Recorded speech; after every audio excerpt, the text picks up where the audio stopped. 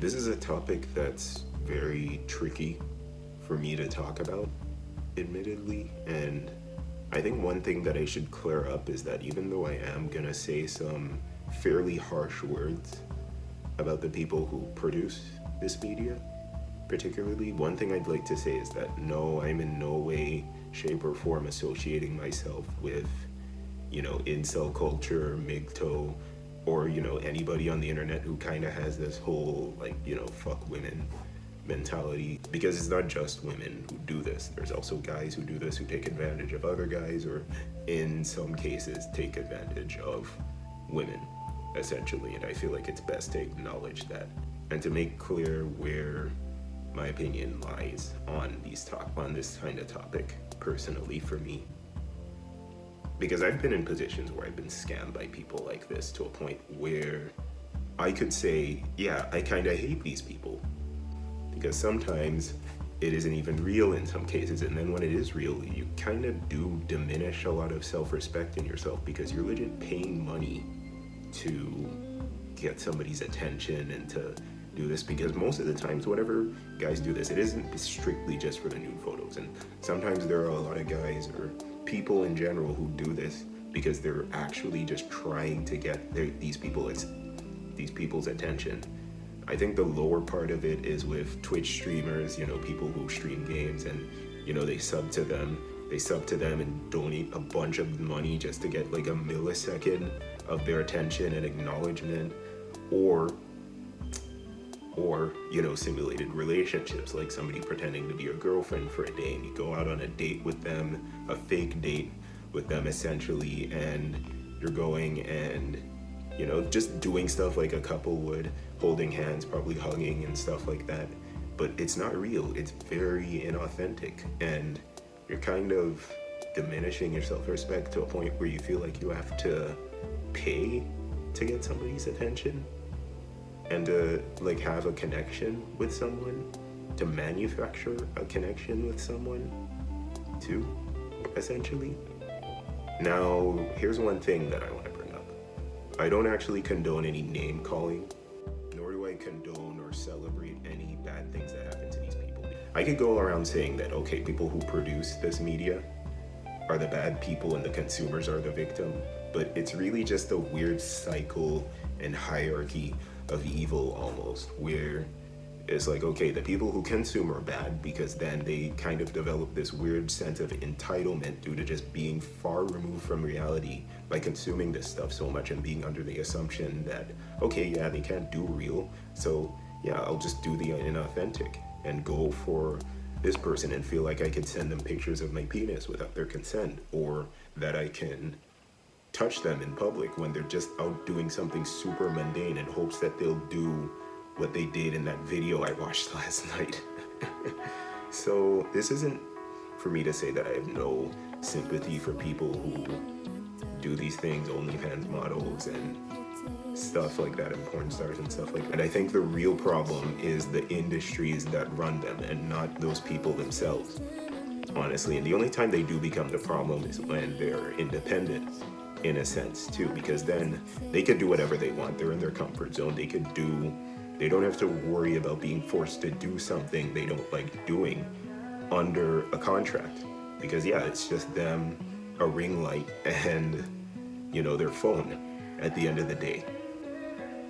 But even then, I think there's something that's way worse than an OnlyFans model, essentially. I don't really think OnlyFans models are bad people, and okay, that was kind of like clickbait. I don't really hate sex workers, but there's a specific kind of sex worker that I don't like, and they're dating app scammers, essentially. They don't brand themselves as sex workers, but they kind of scam you on dating apps or in social circles in some kind of way to just suck you dry of money and time, and it's super bad. And here's how it works. Here's a tactic that I notice with people like this, is that you will match with them on Tinder or whatever app you're using, and then after a while they'll act good with you, they'll act cool with you and act like they're in love with you and that they actually like you and they're interested in you.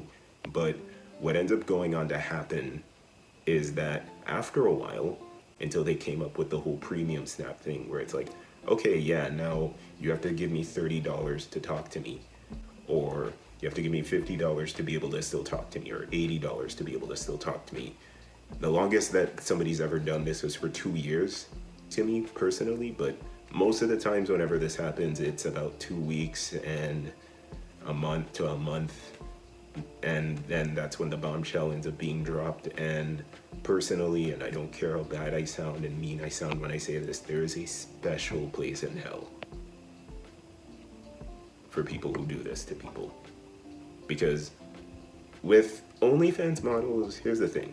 There are, yeah, cases of like guys who do that, but most of the time, typically when it comes to OnlyFans models, they will go on to say that, hey, I'm not, it's like, yeah, I have these pictures, I don't have clothes on, or it's just my feet or whatever is being sold, but I'm doing this to sell these pictures or these videos, and I'm not trying to pretend to be your girlfriend or your boyfriend. You know, that's the communication that OnlyFans models have. And I don't believe, and I'm not trying to say that the solution of this problem means that, okay, the people who consume this media should be entitled to anything, really, because at the end of the day, I feel like the idea of selling love and affection or any kind of connection and attention is bad, just as much as buying that same love and attention.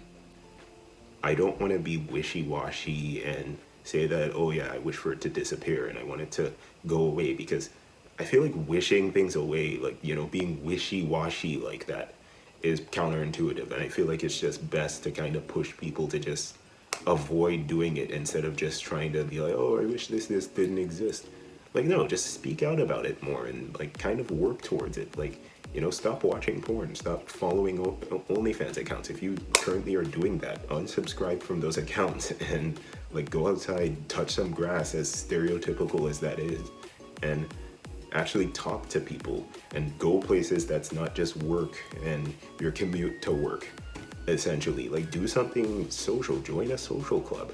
You know, any kind of social club will help too when it comes to doing this. And you know, for me personally, I had very bad social anxiety. I still have very bad social anxiety, and I'm still very awkward in real life to some degree. And you could probably see that in these videos with the way I talk and how nervous I am, and how in my last video I was barely looking at the camera, and how in some videos I like to do that too. I'm trying to get out of the habit of doing that. And you know, just because I'm admitting this doesn't mean that I think this is something that's going to be a thing about myself forever, because it's not. It won't be. I don't have a defeatist mindset where I think that, okay, yeah, I'm gonna just be socially awkward forever and I'm not gonna be making friends.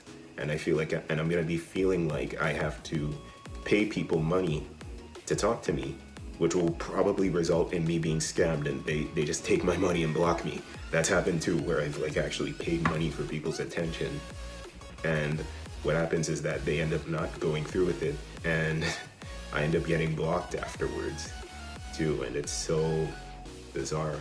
It's so bizarre and sad that I felt like I had to do that. But I don't have a self-defeat mindset about it, because I know it's like, yeah, I'm socially awkward now. I'm still kind of awkward now, but it wasn't as bad as when I was younger. When I was younger, it was bad. You know, a year ago, like at the beginning of last year, it was bad. But this year, it's like I'm getting better and better, and I'm only going to get better and continue to get better. Every second, I'm going to continue to get better. And okay, I know you might be saying, okay, wow, look at this beta oiling himself up. When, no, I think this is something that anyone can do. I believe that, now I don't think you can do anything. There's a lot of stuff I don't think I could do personally, and I don't think that, you know, I'm perfect and that I would be able to do anything really, because yeah, there's some things that's impossible and some things you can't do and you can't fight. But at the end of the day, that doesn't give you that much of an excuse to feel like you should have a defeatist mindset and think that, okay, well, there's no way I can fix it and I'm gonna just keep being a victim, instead of like just trying to work towards not being the victim anymore. And I don't necessarily mean being the the bad person in the situation. But yeah, that's all I gotta say in that matter. See ya.